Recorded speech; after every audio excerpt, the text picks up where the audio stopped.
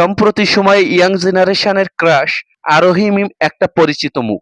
নানা ধরনের ভিডিও ও কন্টেন্টের মধ্য দিয়ে খুব অল্প সময়ে পরিচিতি লাভ করেছেন তিনি।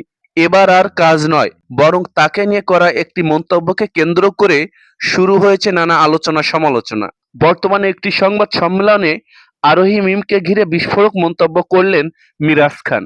মিরাজ খান কথা প্রসঙ্গে বলেন, আরোহী মিম একটা বেশরম মেয়ে, কোনো লজ্জা শরম নেই তার। দিনের পর দিন সে অশ্লীলতার দিকে এগিয়ে যাচ্ছে। মিরাজের এই মন্তব্য শুনে রীতিমতো অনেকেই অবাক হয়েছেন। মিরাজ আরও স্পষ্ট করে বলেন, অতীতে আরোহী মিম অনেক রুচিশীল এবং শান্ত স্বভাবের ছিল, কিন্তু বর্তমানে সে ভাইরাল হওয়ার নেশায় খোলামেলা পোশাকে, এমনকি প্রায় অর্ধনগ্ন অবস্থায় কন্টেন্ট তৈরি করছে।